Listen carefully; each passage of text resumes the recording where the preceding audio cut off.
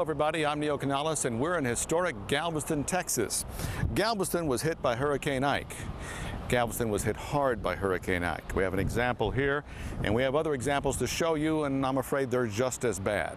But that's only half the story. The other half is a good story. Work crews from all over, especially the city of McAllen, have come to Galveston to help put this city back on its feet. So join us now as we take a look at Galveston after the storm. In mid-September, the city of McAllen sent a crew of 140 people and 70 work vehicles to the city of Galveston. Galveston needed to come back to life after heavy damage by Hurricane Ike. Immediately after the hurricane hit, the city of McAllen started to assemble its public works strike force. These vehicles were made ready to go to Galveston along with top-notch water and sewer crews. Crews were told to expect the call, so trucks and equipment were prepared, and then they asked for volunteers. Those who volunteered to go were inoculated against diseases such as tetanus, just in case. McAllen, as part of the state emergency response, was going in to help. By having a staging area, all this equipment that we have here is already been checked out, it's prepped, and it's good to go. We have more resources that are coming in and at this point are either on the road getting service or they're here at our Fleet Operations Center. They were on official deployment standby, taking 2 of these generators, each capable of providing a half megawatt of electricity. Each weighs in between 15 and 17,000 pounds, and each has the capability of running a small to medium-sized water or sewer plant all by itself. In an area where the loss of electricity had taken away water and sewer facilities, these generators would be in high demand. One would be going to Vidor in Orange County, the other to the hurricane's ground zero. And then we're sending the public utility crews to Galveston to go assist there with utility needs that they have on the island. Elsewhere, the city crews that had volunteered to go were being assembled like an army. There were 1,000 things to do. Whatever that would be needed would have to be taken on the trip. In a storm-devastated area, one can't run to the store to pick up a quick item. So organization was a top priority. Okay, I need a license number. 201. 201 072. 072. Are you towing any equipment? No. We can spare a bank of 6 radios. Okay. Just take it, just to be on the safe side. Large amounts of provisions had been purchased. Meals were to be provided by the state while in Galveston, but extra snacks for energy are always welcome during 12 to 14-hour non-stop days of hard work. For energy, these are kind of go packs for food. So It's a big go pack. it's a big go pack. At least 100 here. You got to prepare for 5 days. For a while, a sudden rain made it a bit more difficult to load everything for the hours-long trip to Galveston. There was a quick final meeting to make sure that everyone understood what it was they were going to do. Then the trucks were lined up in the public works yard with their crews ready to go. All that was needed was one last backhoe to join the line. And then it was time for the first McAllen convoy to take off. The 20-truck convoy would drive all night to start work the very next day. A second convoy of 50 more trucks would show up 24 hours later. State police were stationed at the Galveston Causeway entrance to keep non-official vehicles off of the island. The convoy was official and was welcomed by everyone who saw it. Driving into Galveston, it was evident that Ike had been a bad storm. There was nowhere that you could look and not find damage. Barely into the city, crews found boats everywhere, blown around in the storm, stranded throughout the town. Motor vehicles were also strewn around the streets. All had been flooded with salt water, many damaged along with the structures around them. The buildings were softened by the soaking, then scattered like matchsticks by Ike's 110-mile-an-hour winds. On Galveston's 61st Street, staff found a large grocery store parking lot where camp was set up, alongside the National Guard, which was already there. This parking lot where y'all are staged will be your headquarters. We'll be working on making sure that y'all get fuel.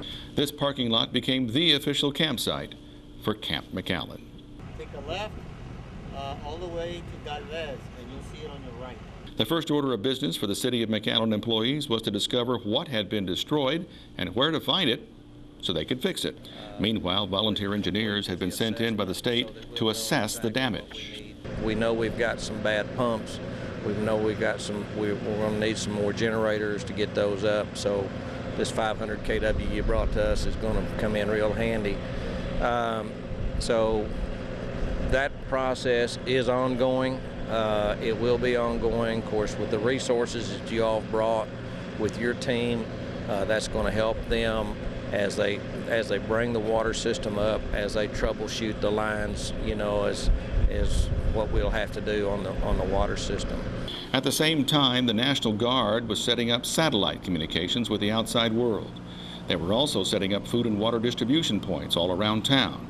Basically, we have what we call pods that are strategically placed around the town, and we set up teams with of 30. Okay, we have teams of 30 where we drop pallets of water, MREs, and some other supplies at those locations. Local news radio has been broadcasting those locations for us so that the citizens can come out and sustain their living while they're waiting to get transported. Meanwhile, the McAllen crews made themselves at home and were anxious to get started. Start taking care of your personal stuff. Make sure that you know where they're at, your clothes, whatever you brought with you. Get your cots so that you can get to them. Once we make this circle, we'll get that ready. Okay? All right. Anybody have a phone that works? Across town, Galveston Mayor Lyda Ann Thomas was starting a press conference. City offices had been temporarily moved to the city municipal court building. Their age-old and picturesque city hall had been damaged by the storm and had been evacuated. Galveston City Manager Steve LeBlanc explained how bad things really were. Quite frankly, we are reaching a health crisis for those that are remaining on the island. We estimate there are about 15 to 20,000 people still on the island.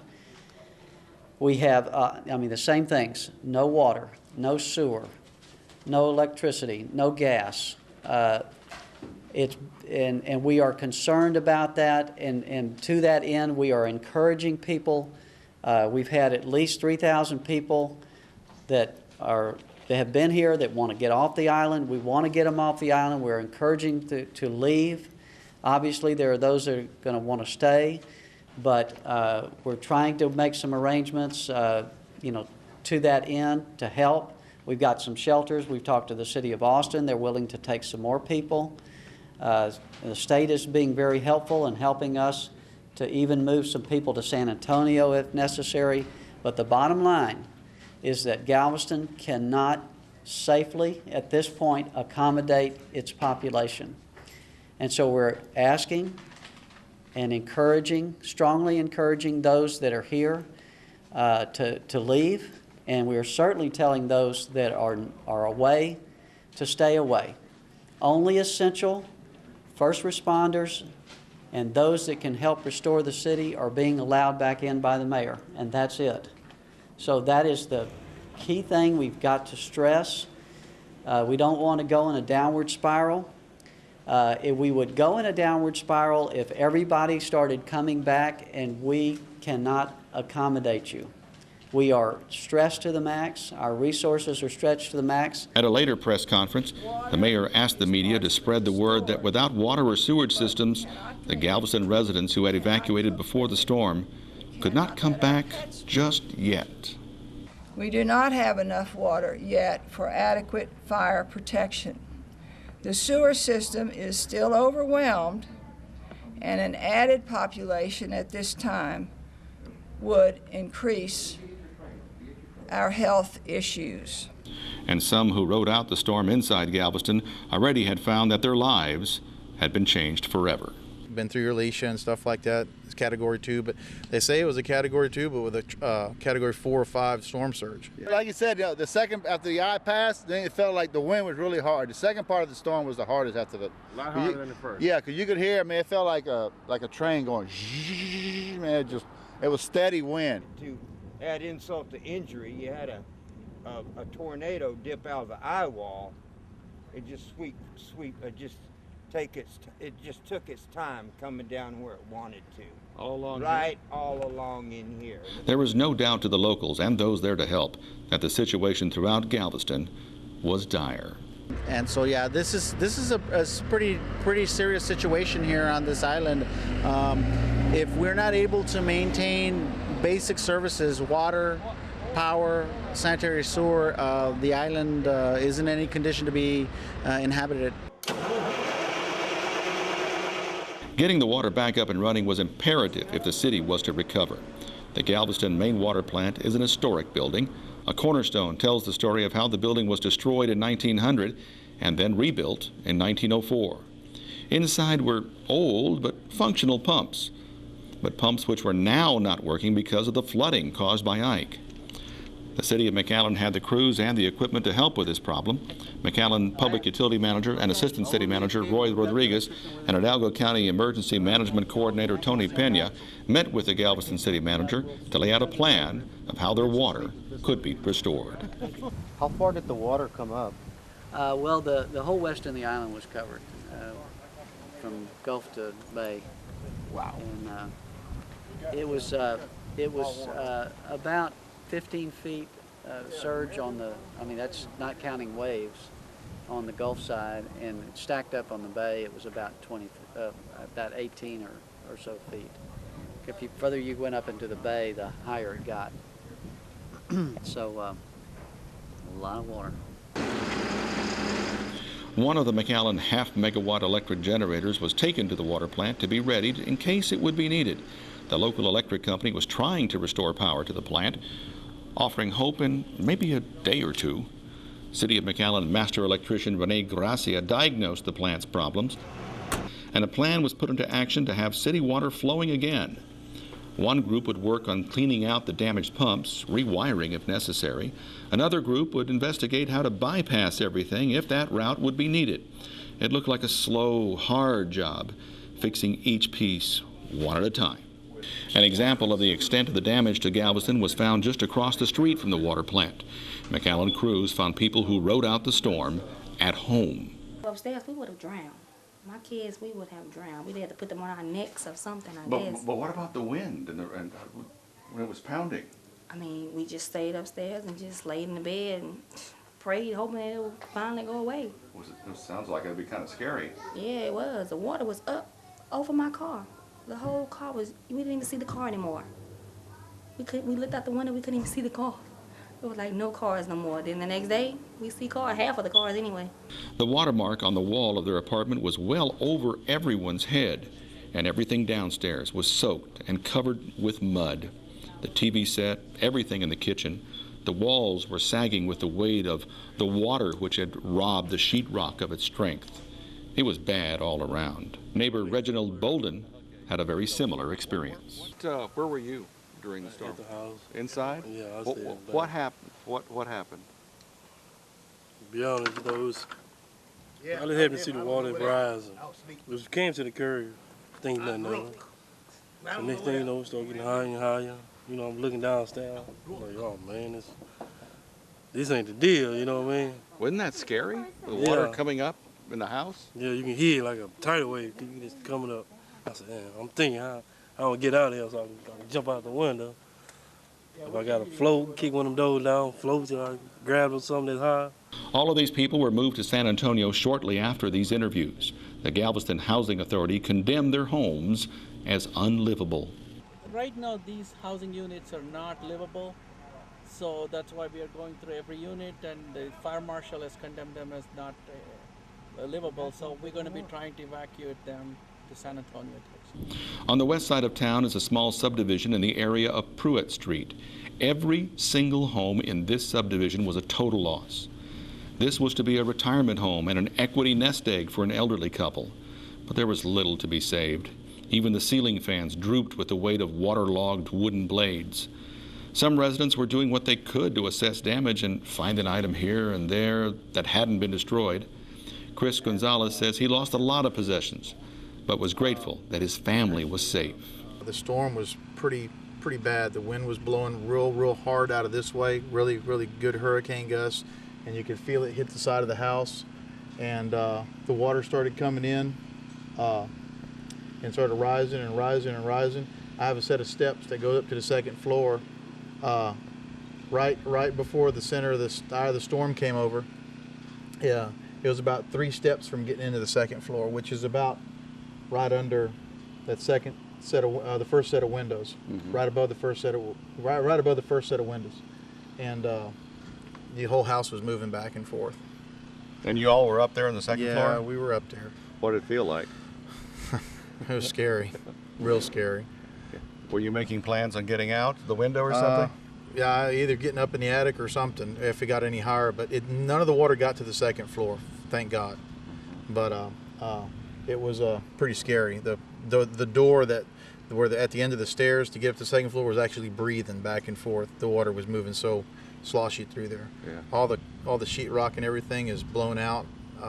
Everything under the house is a total loss. And other neighborhoods suffered the same kind of loss. Yet other areas were not as affected. In East Galveston, former Harlingen resident Chuck Wilson said his higher elevation and the laws of physics kept his home from major damage. Waves came in at an angle. Law of physics says it can come this high, but if it hits an obstruction, it will cut it in half, and that's what happened. Our seawall is built like this, so that not only would it go up in the air, it would cut it in half, and by the time it got to this side, it was only about this big, and as it rolled down the streets, it met the bay. But we have a little bit more than half the island was covered by water. Yeah. You know, anywhere from a foot to, like he says, 7 or 8 feet in his place of business. But just as in the Pruitt Street area, homes in this central Galveston area appeared to have been assaulted by rushing water. Then the high winds knocked everything down that wasn't tightly anchored. Driving through, it was evident that the entire neighborhood here, too, was a total loss. The homes appeared to have been soaked and then stepped on by a giant foot. This home belongs to Mike Garcia, who works for the city of Galveston. He wasn't home during the storm. He was working. His entire home was laid waste with family possessions scattered throughout the house and all over the yard. His neighbor's Corvette was floated out of the carport, spun around, and then pushed back in towards the house sideways. Mike still has not been home. He was still working and wearing the same shirt. I got some stuff out, but I have no clothes. What were you really going to get out of there? Clothes. It's my last pair of shoes and my last shirt. Further down the street, a giant tree had been pushed over by the storm, its roots standing up taller than a grown man. This tree was not alone. Another effect of Hurricane Ike is the loss of trees. On this block alone, every single tree has been pushed over and uprooted, save for one. Galveston's turned into a city of uprooted trees. There were trees, big and small, which had been blown over by the storm. In fact, it was a common sight to see a big tree blown over and blocking an entire street. This crew from Georgia was hired to clear the roads. Power lines were down all over town. Transformers were lying on the ground as well. Along with broken trees, broken phone and power poles seemed to dominate the landscape. Another indicator of damage was the backed up sewer system. So backed up, in fact, that manholes had started to bubble up, with the liquid running into the storm water drains. The problem was the Galveston sewer system had shut down after having its equipment flooded with salt water. The pumps were not sending the sewage through the line to the treatment plants, but the people still in town were continuing to flush. Something had to push the stagnant sewage through the lines, and something else had to get the sewage treatment plants working again. At the main sewage plant, McAllen crews brought in a 6-inch pump. But the storm had piled a lot of debris over the area where a crane was needed to lift the pump into location. They moved the debris out of the way. We took a few of these front-end loaders to Galveston and made some short work out of rubble. But then, another problem. In the debris, they found a pressurized tank, and it was full of propane. And a short distance away, another smaller fuel tank. Precautions had to be made in order to make sure that nothing that could cause a leak would disturb these wayward tanks.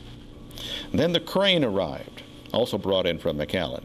It takes a bit of setup to properly use a crane, and then hoist away they did, taking the pump to a new lofty place where it was set up to push Galveston sewage down the line and help unclog the system. This is one of the 5 wastewater plants from the city of Galveston. They've got power to this plant, but like many of the others, they had a lot of flooding in this area. They got into their intakes and into their basins, so all 5 motors are basically fried. What we're having to do is connect some bypass pumps, go over to their beginning of their treatment system, and pump it back in. We're bypassing. Okay, so is this a permanent 45 right there? No, this is just a temporary fix. What they'll have to do is get their 5 engines replaced, 5 motors. But that was only part of the solution. There were 4 more wastewater plants. Here's another one, but the problem, the same. Well, right now what's happening is we're setting up a bypass pump, and we're trying to bypass to get the part of the city going into the wastewater treatment plant so we can keep it working so we can give the people some sewer service. Okay. Will this fix everything, or is it temporary? It's a temporary fix. It's a temporary band-aid for right now because we have other main lift stations that we need to get working on.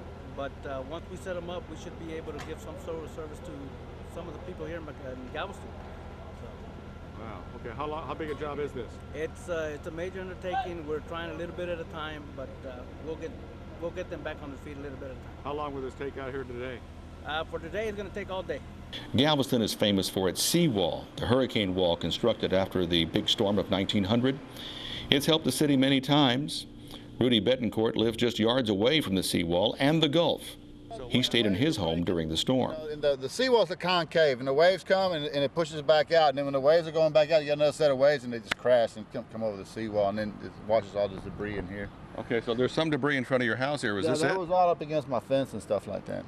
Because from the water's pushing everything up this way. And then when the eye came, it got still, like quiet for 2 hours. Yeah. And then what happened? The surge came, and all the water was breaking over, and it run down all the streets, and they ran all the way down streets to downtown. And then you got the bay coming up, and that's why downtown got like 12 feet of water. Yeah. I got a restaurant down there, and it's 7 feet of water inside my restaurant. And my other restaurant up here on the seawall, it's just like my house. Didn't get no damage, just shingles off the roof and stuff like that.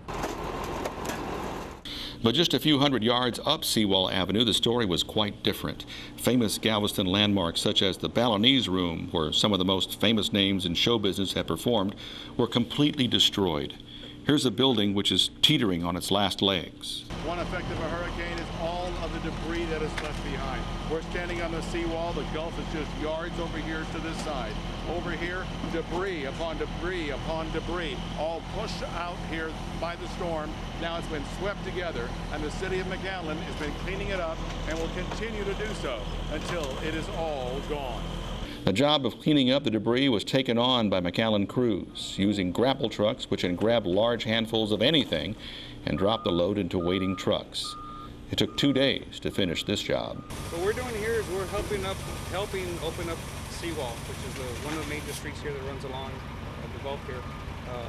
There was several buildings here that were out in the ocean that got washed in, and there's 3 blocks of just debris. And so our task was to remove it as quickly as possible.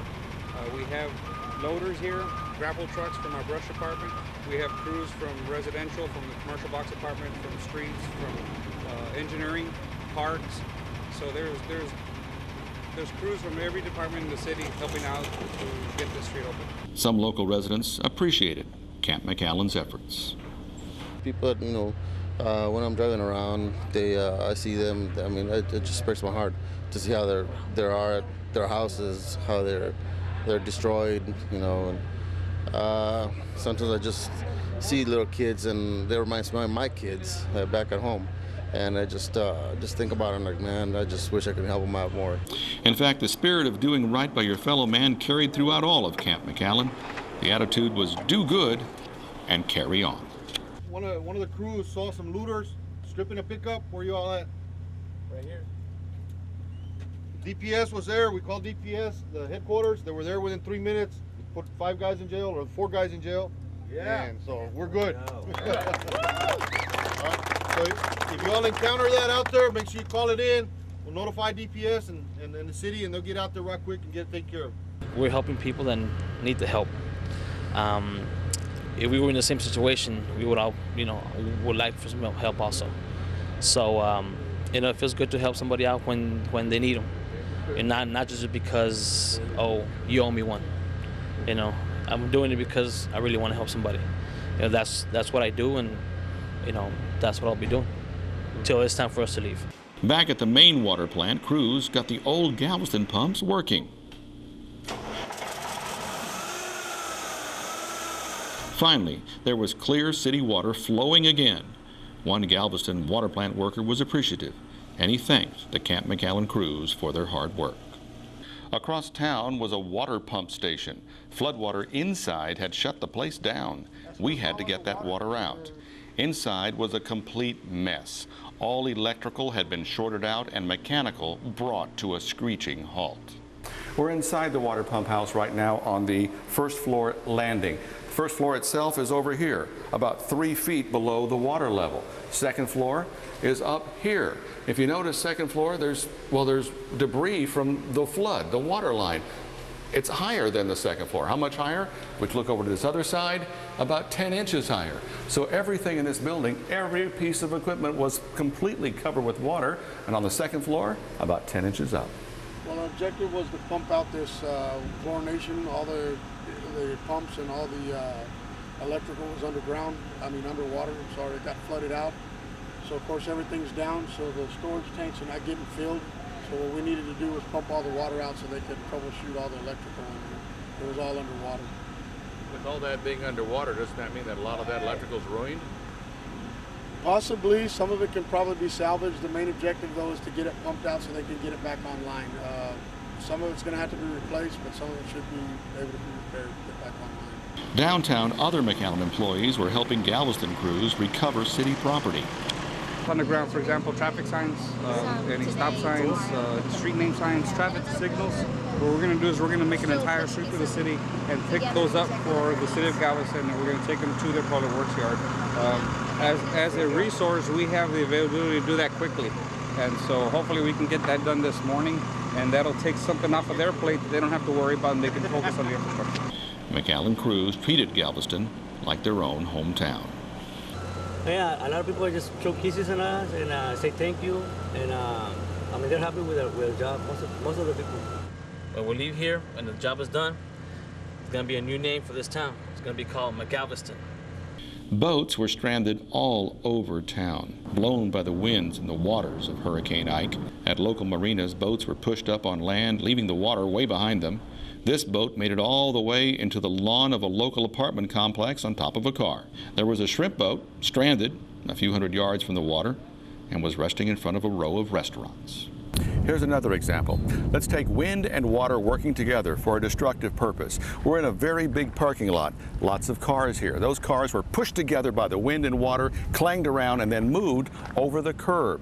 You'll also see a boat over there. The boat was also moved by the wind and the water, but it came from the marina on the opposite side. The waters of Hurricane Ike soaked a good portion of old historic downtown Galveston, leaving 19th century design buildings standing alone where normally there would be the hustle and bustle of heavy foot traffic.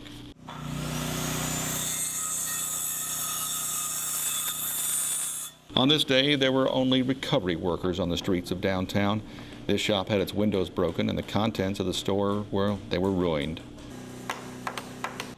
And everywhere you looked was the layer of dirt and mud left behind after the waters of Hurricane Ike had returned to the sea. Here, firemen recovered a casket lifted from a mausoleum in a nearby cemetery and neatly deposited on a neighbor's backyard. There was this great destruction at the Galveston airport. Private planes had been sealed up in storage hangars. Large pieces of the hangar outer layer were ripped open, leaving the airplanes inside to be thrashed around. Repair was the word in the minds of the Camp McAllen crews. After restoring water to the main Galveston water plant, they were sent out to find water leaks. Many of the crews went out to the neighborhoods that were totally destroyed. But with the water now running again, the job was to fix the leaks or turn them off. Why do you want to control all the leaks?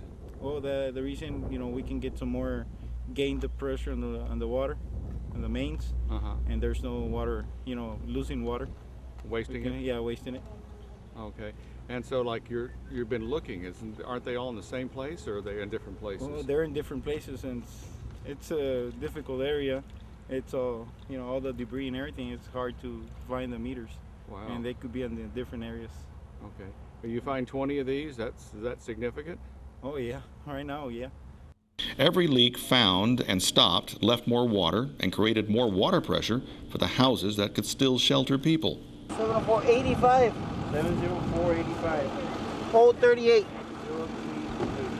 6255. Bingo. Yes, sir. McAllen crews discovered that it's not easy to find water cutoff valves when there's debris to search through. This house had burned down, but it still had a water leak, which had complicated the job of turning the leak off. The water meter and the cutoff valve had been flooded by water from the leak. Some water leaks were easy to find, such as a place of business where water was leaking out the front door and into the parking lot. And there were bittersweet moments in the destruction. Andrew Morse and his daughter sitting outside their home, which they did not stay in for the storm. The wind and water had rushed to the bottom floor and took everything with it. The wind force strong enough to slam a piece of wood straight into a minivan parked outside. The family searched for what belongings they could find, and across the street, looking for leaks, a McAllen crew, veterans, had found an American flag, which had been tossed in the storm. Another job was checking on sewage lift stations. Most had stopped working and weren't sending anything down the pipe, which was contributing to backing up of the sewage system.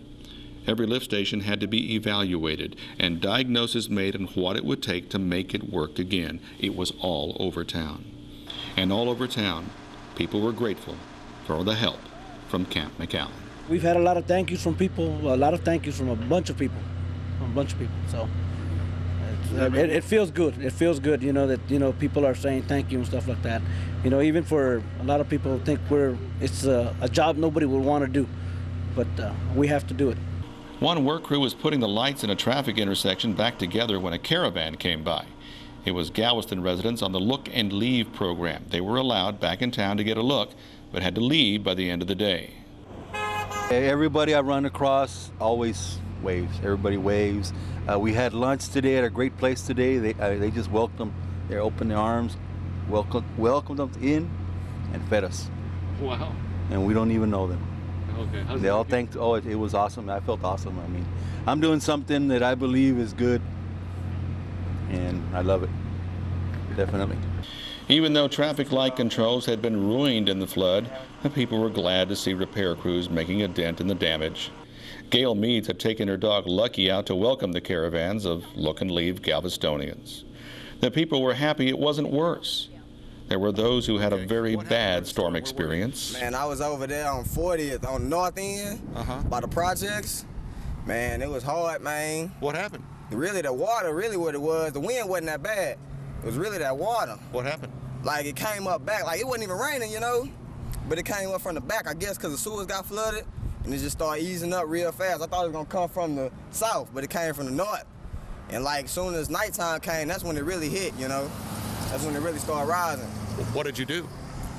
What can I do? Wait it out. I was on a 2-story house. Like, the people who had a 1-story house, they was really messed up. They couldn't do nothing but run, you know? I was in 2 stories, so I was able to get up, get on the 2nd level, and just wait it out. Water get inside your house? Yeah, it got in everybody's house, everywhere. How far up the wall? Probably about 7 feet, probably to my neck. So I was on the curb, so it was probably like 7 feet. And those who had had an easier time. We could feel it come in around 11:30, okay, and it came in with fury, and you could hear it pelting your house and the wind and everything else. And then around 3 o'clock in the morning, the eye went through, and it was still for about 2.5, 3 hours. And then it came back, and when it did, I mean, it was a swirl and it sounded like a freight train, because that was the dirty side of it was coming in, you know. But where I live at on 11th Street, 1 block off the beach, the place did not even shake. Okay, it was real sturdy and everything, and it went through and passed through as fast as it got here. So it came through pretty fast. If it had lingered, then it would have been in worse shape, you know. But the tide, the waves, the news media, the sensationalism of it breaking over the wall and throwing up at waves at 40 feet, that was low spots where, I mean, but on this area where we got a lot of depth to it, it didn't even, it just, they broke off and went back. Getting the city back up and running was quite a job. City crews were working 12 to 14-hour days, trying to repair sewer pipes that were not working, water pipes that were not working, traffic lights that were not working, and there was no electricity.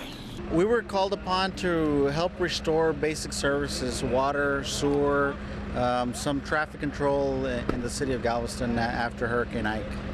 The efforts of the volunteers did not go unnoticed. In front of live TV cameras, Galveston City Manager Steve LeBlanc was gracious when he thanked the city of McAllen. We have had numerous partners here, and at this point I'm not going to mention all the partners that we've had here. City of McAllen, I will throw them in. Those guys have been fantastic, and we really appreciate their help. What we found is total devastation. I mean, I look around and I see a city that is just gone. Essential services, government services. I can't say that they weren't prepared, because it is Galveston and they live on the sea. But there's so much devastation everywhere you look. And when we got here, there were still a lot of people that had weathered out the storm. And it's hard to watch. It's a lot of people and a lot of coordination, and so with all of our different areas of expertise, we just have all come together and figured out who's best suited for what. We've got good administrative support staff, good clerical staff, and all together we're somehow making it work. City of McAllen employees made history in that the team is the first public works strike force in Texas. Strike force, we have the city of McAllen. We have the city of Mission, city of Edinburgh, city of Donna, city of Wesco. Actually, the strike force covers every city from in Hidalgo County and every city in Cameron County. That's an entire region-wide strike team. What we brought was just elements from Hidalgo County. At just 5 days into the mission, progress had been made. We've actually restored water service at a limited capacity, but we restored water service. As a result of that, we've discovered where the system has been compromised, and so we've got a lot of water breaks that we're trying to address to keep pressure on the system, to keep some key facilities open, like the Emergency Operations Center, the temporary city hall, and there's a jail facility here that's still full of inmates, and they need basic services.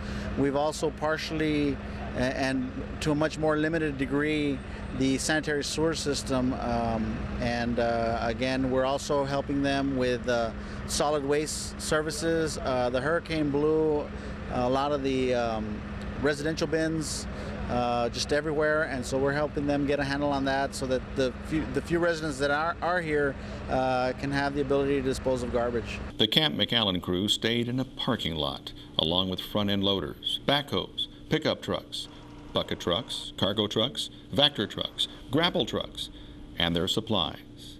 Also the police mobile command vehicle with communications, and a few tents. Crews were self-sufficient, and that required some planning. It's all about the details, so we had to make sure that people had the right supplies for eating, for sleeping.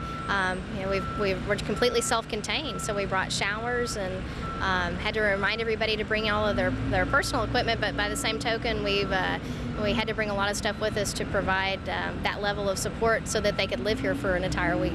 The Hidalgo County Decontamination Unit was very helpful, especially after a sewage spill. That did happen. Unfortunately, we had some of the McAllen employees who were, exposed to a lot of sewer and raw sewer. So we were able to decon them, get them cleaned up, get everything taken care of. We were also able to convert this into a showering facility for the staffs. In spite of the damage and the poor conditions, the crews made their own comforts work, and they got the job done for the people of Galveston. But we all know that there will be another hurricane someday, and there's no better time than now to learn what can be done to be better prepared for the next time. We do an after-action review and talk about the things that went really well and things that maybe that need some improvement. We document all that and send it to the state, so for the next go-around, because we know there's going to be another hurricane or another disaster where somebody might need our help, or we may need to learn from some of the things that have happened during this event. So we document all that really well and share it with everyone. And getting everyone in on the deal is more than just a small part of the equation. It's the solution to the problem. If you look around the parking lot, you see law enforcement from the valley, from McAllen PD. You see Edinburgh PD here. You see one of the Constable 3's office here. You see Edinburgh Fire here, McAllen Fire, and then county health departments here. You look at the equipment, and there's a piece of the pie from every agency. and we've all come together, and we're working very, very well together. Of course, we've had a lot of practice. This experience was certainly one that no one would soon forget. You know, it's an experience, and I'll never forget it. And I'm glad and I am honored to be here to help these people. And when you do a good job, it shows because the people themselves are waving at you and telling you, giving you a thumbs up. Hey, awesome, thank you for being here. I appreciate it. And you can see it in their faces that they're happy and rejoicing that we are here helping them. Being around here in the city, watching some of the people, sometimes you can get a little choked up just watching to see what they're going through. We experienced Hurricane Ike about a month ago. We weren't hit near as bad, but the city of McAllen was prepared if it went towards us down in southern Texas. But we're just grateful that we were up here being able to help the city of Galveston. When they first asked me, we need volunteers over there, hey, it's the right thing to do. Since we got help from San Antonio and other cities, I figured it's my duty to help them too. They're the same as I'm a Texan, they're Texans, so we gotta help one another. We're like one big family. Mayor Cortez has a saying, McAllen has no boundaries. And I'm sorry, Mayor Cortez, but I'm stealing it from you, sir. McAllen and Hidalgo County has no boundaries. We're here to help, and we're here to help our fellow Texans. Why? Because they're Texans. Yes, quite a family. One that knows right from wrong, and one that knows when to look after one another. I'll tell you what, there's a lot of pride. I mean, it's just amazing. They just want to get up, you know, go back to work, and we're sleeping in a parking lot. So.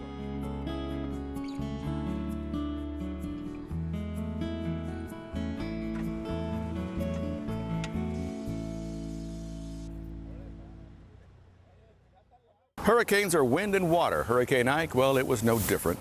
It was the water of Ike in the form of rain and mostly storm surge that flooded all of Galveston up to a level of about 4 feet here on Broadway Street, a major thoroughfare in town.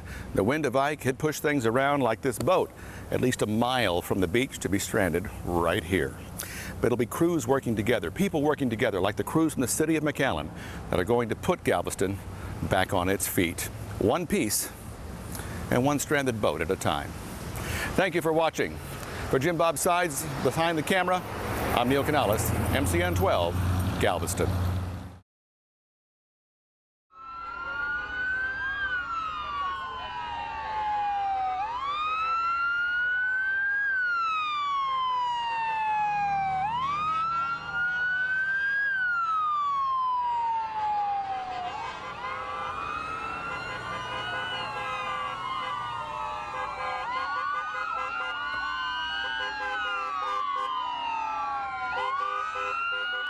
We are very proud of my sister, and her name is Eliamar Flores, and we are very proud of exactly what she's doing right now. We feel like, I mean, she is a big hero, and everybody that went over there, they're big heroes. I'm proud of my dad. Marcy! Welcome home. We appreciate it. We knew they were going to do a great job because they do a great job every day for the citizens of McAllen. So welcome home to them and their families. We really appreciate it.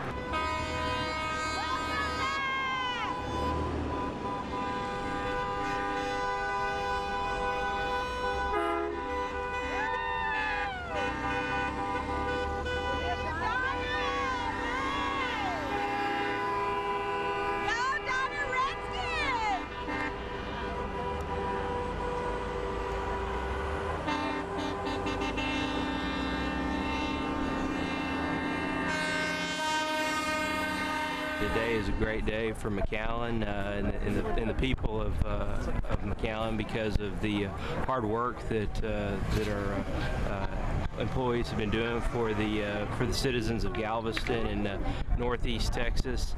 And I think that everybody who's been involved and who's gone away from home and left their families for an extended period of time, they have something to be very proud of. And we appreciate all of their hard work and what they've done for us here and those abroad.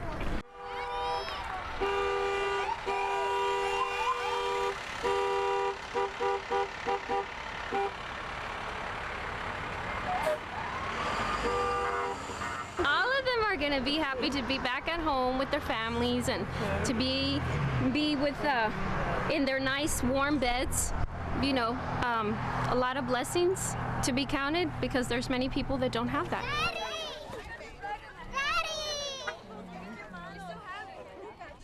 I saw the flag and I said, I knew that was you. Mira cómo estás. Look, that was the mine. inside of my truck. That was You're gonna have to mine, clean Mom. it. That was my mom. Hey, you got work to do. You gotta clean the inside of the I truck. only got your hat. Come here, baby. Missed you. Yeah, food. Y'all miss me? Yeah. We missed you. Y'all have fun? Oh, yeah. Say hi to Tio. Give Tio a hug. Look. He was crying for you. Yeah. Welcome back. You're 6 today? Oh my goodness. That is awesome. Hey, Papa, Mama. Can you put this? Give me a kiss. Kiss it, puppy. My babies. Oh, Mario. Here's my sweetheart. My granddaughter. You didn't see me. I There was a time. You look. Okay, let's see what y'all make for Grandpa. Look. All right, mija. Feel part. Hey, buddy. Yes, right here.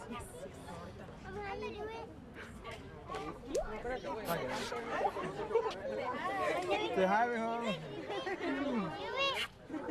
See you. Mwah. How you doing, all right? I missed you. Oh, man. But it was an experience. Something I'll never forget up there. It was neat. Good to be home. Good to be home. Right here, Miguel. There's your grandpa. Ready to go.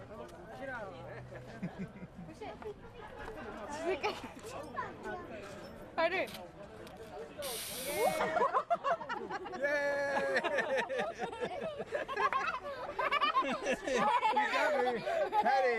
Thank you for all your hard work, Mr. Doherty. Thank you. I know we put you guys through a whole lot. Thank you so much. Thank you. You're a good guy, Mr. Doherty. Thanks. We help them here too. We were in Port Isabel and in the island, and we've done things, everything from helping when all of the fires were out there. We were out there helping here, and there was a tremendous need in Galveston and all East Texas, and we were just doing our part. And there was a call-in, and some people said yes, and there was over 100 of them out there, and we really are proud of them.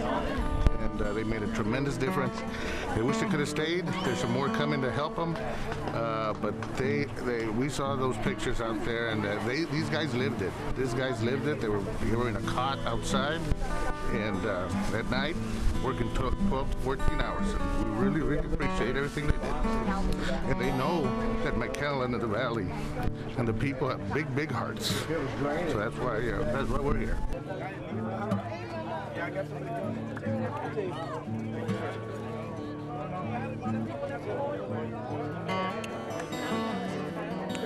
This for me, or you're gonna share? He was our alarm clock in the morning. He'd get up and he'd start crowing. give him your crow, Alan. Show him what you have. We got that every morning. That was our wake-up call every morning. To honor the folks that have done an incredible job.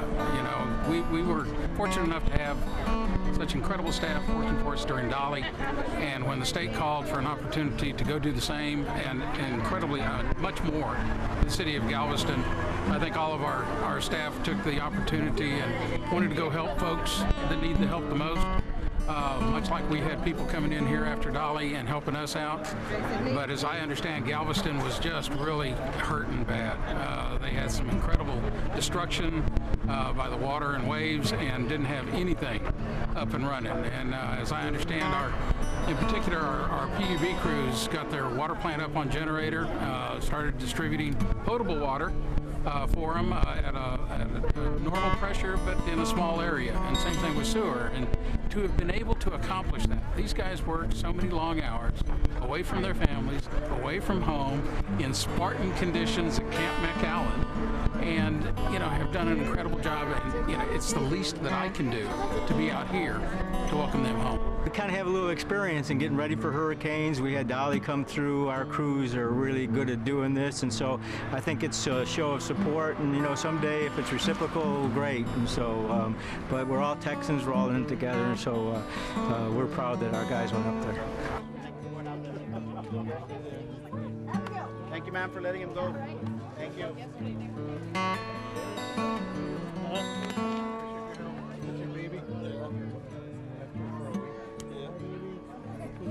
Thanks for letting your dad go. I got it from the red truck. Mom, I got one of those.